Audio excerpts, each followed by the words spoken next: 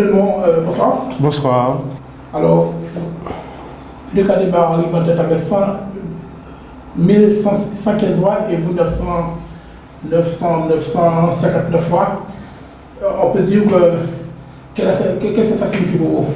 Ça signifie que le travail qu'on a accompli depuis 2014 a porté son fruit. On avait plus de 1000 voix de différence. Aujourd'hui, on est à moins de 200 voix, 156 voix de différence. Ça montre bien que nous avons travaillé pendant les 6 ans, tant au sein du conseil municipal, mais également sur le terrain, par un magazine, par l'information que nous avons apportée au public, aux citoyens de Gaubert. Donc on a élevé le niveau de conscientisation des Goubériens, mais surtout c'est une offre nouvelle enrichie par des idées et au-delà des personnes, nous avons fait des propositions à travers nos projets de territoire. Donc ça nous réjouit que le travail est récompensé et nous sommes dans cette démarche de pédagogie, d'explication et on a voulu aller plus loin en fusionnant avec d'autres listes qui étaient hier les alliés du maire mais qui ont compris que cet homme n'avait pas cette ambition pour développer Gaubert. Dans quel état d'esprit vous apportez ce budget d'eau? La sérénité, toujours dans cette démarche d'explication de notre programme sur les différents volets et aussi cette volonté surtout de gagner. Donc on a, je dis toujours, l'histoire ne retient pas les seconds. On a fait une fois second. Je pense que cette année, c'est la bonne avec notre bon score au premier tour, mais surtout avec les alliés. Nous sommes devant le candidat sortant avec arithmétiquement, sachant que c'est la dynamique qui prime avec 58% des voix. Donc la sérénité de notre côté. Et nous sommes dans cette ambition de gagner, pas gagner pour nous, mais gagner pour Gaubert, pour mettre Gaubert sur les rails du développement. Alors, le confinement a mis un coup d'arrêt dans cette élection, ou pour son second tour. Cela est-il favorable pour vous? Oui, on a exploité le temps, on a travaillé encore plus la liste électorale qui était modifiée, actualisée, la liste d'émargement pour avoir une idée précise. J'ai toujours considéré la politique est faite dans ce sens professionnel, mais c'est-à-dire le travail minutieux. Donc on a travaillé tous ce qu'on pourrait penser des détails, mais qui font la différence en se portant sur la sociologie du territoire et en comprenant pourquoi le niveau d'abstention était si élevé au-delà de la pandémie. Donc, pendant ce délai, on a travaillé, je dirais, un travail intellectuel pour aujourd'hui repartir sur le terrain et presque évangéliser pour défendre notre programme. Alors, vous présentez un groupe, une union avec les leaders ici, M. Jourier. N'est-ce pas une union d'autant alors que le premier tour, il vous a pas épargné, hein? Non, les deux autres candidats, on s'est toujours respecté. Je me suis même trouvé à un certain moment à laisser ma place sur le terrain à un des candidats parce qu'on avait pris du retard. Donc il y a toujours eu cette entente cordiale entre nous. Donc on pouvait se réunir au premier tour, mais chacun a voulu se peser, ce qui est de bon augure et normal. Aujourd'hui, on a compris qu'il fallait faire ce travail d'intelligence, de se réunir pour gagner. Gagner, je le répète, pour Gaubert, pas pour nous. Au-delà de l'ambition personnelle de chacun, je pense que tout le monde a saisi l'intérêt supérieur de Gaubert. Il fallait se réunir et réunir surtout les enfants de Gaubert pour développer ce territoire et dans l'espace communautaire, surtout aussi le Sud Basse-Terre. Alors, votre liste Horizon 2000 a-t-il beaucoup changé, mais est-ce que, vu l'union, est-ce que ça a changé un peu? Le programme, je ne dirais pas est similaire, mais qui se ressemble. Il y a des dénominateurs communs. On est sur des thématiques quasiment identiques. Après, c'est peut-être la gouvernance, on était beaucoup plus ambitieux sur le mode de gouvernance. Donc, sur le programme économique, je pense qu'on fait le même constat. À la limite, les recettes ne sont pas forcément les mêmes, la démarche, l'action, mais je pense que ce qui nous réunit est plus important que nos divergences. Mais vous savez que l'ennui naquit un jour de l'uniformité, donc c'est normal qu'il y ait des points de vue différents et ça ne peut qu'enrichir notre débat. Qu'est-ce que vous n'avez pas aimé dans la gestion du maire actuel?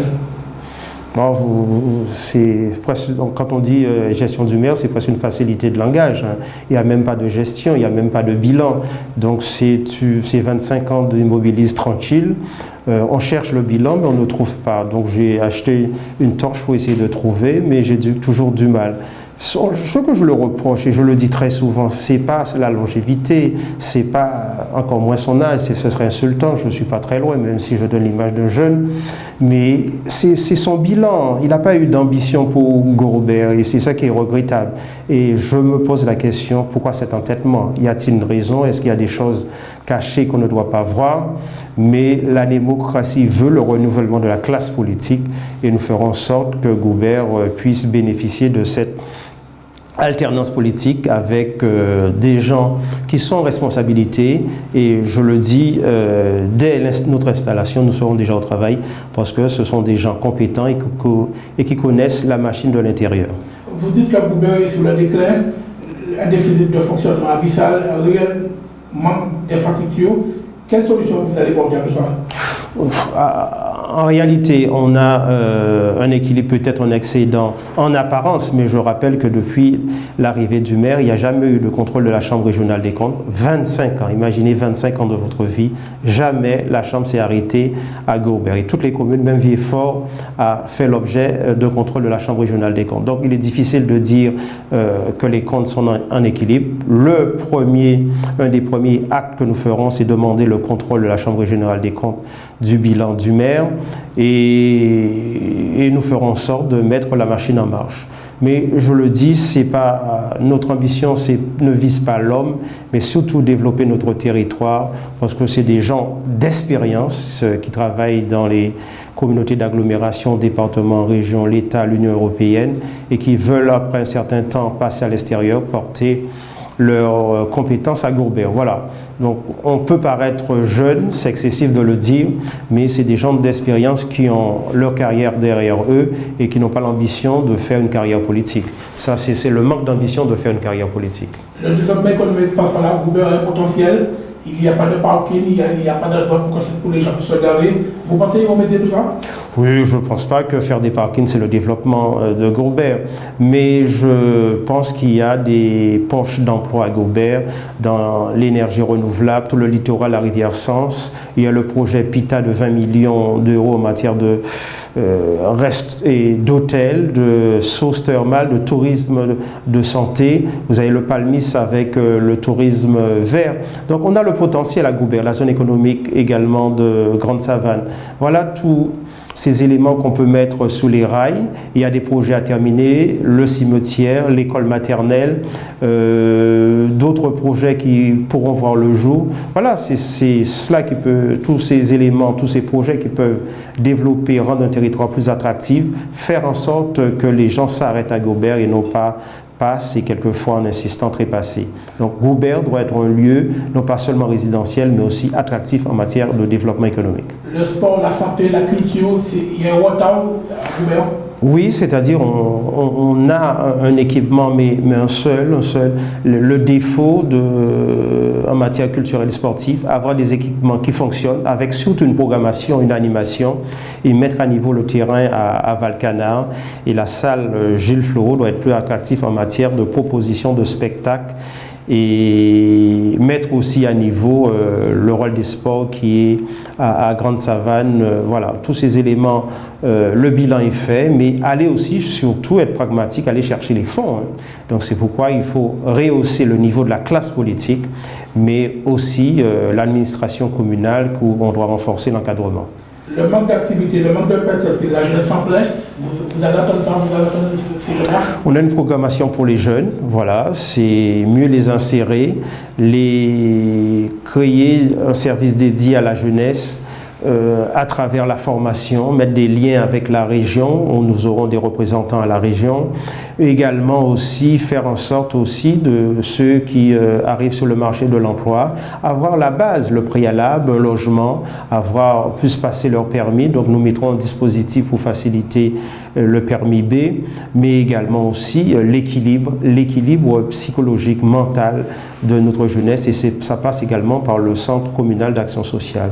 Donc une vision de la jeunesse qui est de plus en plus fragile, l'entourer, leur donner les éléments pour s'épanouir, mais aussi réaliser leurs projets. La CCFPT est aussi un enjeu considérable dans cette élection. Quel rôle vous comptez jouer dans cette institution? C'est bien de le signaler, l'essentiel des pouvoirs est porté par la communauté d'agglomération. Nous aurons 4 représentants, mais très certainement 3 si l'autre liste arrive à un certain niveau de suffrage, mais nous défendrons les dossiers importants, le transport, le lien entre les communes, ça passe par le développement du transport, mais également surtout régler assez rapidement le problème de l'eau. Mais nous sommes encore, je le dis, pragmatiques. Nous savons c'est un dossier qui va se réaliser sur peut-être même une décennie. Donc, quelle vision vous avez pour le Sud-Bastien? Sud-Bastien, ça passe à travers la communauté d'agglomération. J'ai d'autres activités, quelquefois intellectuelles, où j'avais écrit un article. Cap Excellence, c'est le désert guadeloupéen.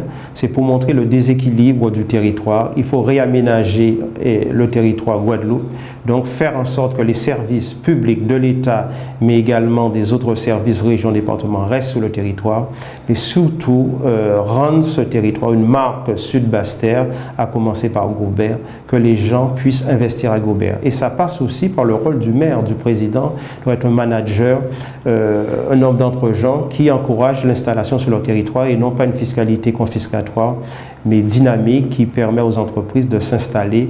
Ça passe aussi par les écoles pour les enfants, les crèches pour avoir une population jeune. Ça passe également pour le transport, pour les gens puissent aller travailler, se déplacer. Donc c'est un ensemble, vision globale et aussi tout simplement avoir de l'eau chez soi. Donc tout cela, ces éléments ne peuvent se réaliser que dans l'espace communautaire où nous aurons notre place. Le maire Adémar a été élu conseiller régional, conseiller général, il a été maire. En tant que jeune, vous déplorez un petit peu que la population n'a pas d'eau, n'a pas un petit peu d'eau de manière à Gobert, c'est où il y a de l'eau. Oui, c'est regrettable, mais je ne suis pas un homme de regret, mais plus d'action. Donc l'objectif, si nous sommes là, c'est pour mettre à niveau ces services publics défaillants. Donc nous sommes, je le dis, de l'intérieur, donc nous sommes pragmatiques. J'ai plus l'âge de rêver, même si tout projet commence par le rêve, mais nous serons à la hauteur des ambitions. Mais je dis, sur certains dossiers, ça prendra du temps. Il faut parler le langage de la vérité au peuple, transformer nos goubériens individus en citoyens et les intégrer dans la décision. C'est de la codécision. Je vous parlais de gouvernance. On pense également installer les conseils municipaux dans les quartiers, délocaliser une fois sur 2, également apporter la démocratie participative, c'est-à-dire consulter sur des sujets, des enjeux qui dépassent le cadre communal ou des projets sur le territoire de Gobert et consulter la population. C'est ce qu'on appelle la démocratie participative et vous donner de la légitimité à votre décision. Voilà, on a un peuple de plus en plus éduqué. Nos parents ont fait le nécessaire pour nous envoyer à l'école. Donc les générations aujourd'hui sont beaucoup plus instruites. Il faut faire en sorte de les intégrer dans la prise de décision. Je n'ai jamais considéré comme un maire comme omnipotent. L'objectif pour nous, c'est être sans cesse sermonné par la population et ça passe par le déplacement du pouvoir du conseil municipal de la mairie dans les différents quartiers de Gobert. Voilà, on fera face aux critiques et nous répondrons en fonction des moyens que nous avons. Donc, quand répondez-vous aux mauvaises langues qui disent vous paraissez seulement pour des élections, on voit pourquoi? Ah non, si quelqu'un le dit, il est de mauvaise foi. Je dis depuis 2014, et c'est l'aboutissement, c'est le résultat. Hein. Nous sommes sur les talons du maire. Je dis, en 2014, il y avait plus de 1000 voix. Aujourd'hui, on est à 156 voix.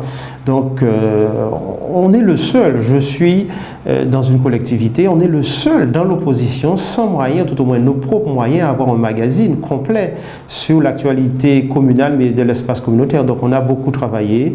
On a une proximité avec la population par des cartes d'anniversaire, par le magazine Gouvernou, par des visites de terrain, par aujourd'hui, on travaille, on a des opérations de pack d'eau. Voilà, on a également l'opération Livre pour les jeunes. Donc, en permanence, nous faisons des propositions, mais nous faisons des réalisations sur le terrain. Donc, aujourd'hui, on ne pourra pas dire qui est M. Edmond. À la limite, les rues de Gobert, les quartiers de Gobert sont devenus ma résidence secondaire. Donc, dire le contraire, ce serait d'être de mauvaise foi. La zone artisanale Le Goubert mérite un développement aussi. Il faut encore la progresser, il faut encore ouvrir un petit peu.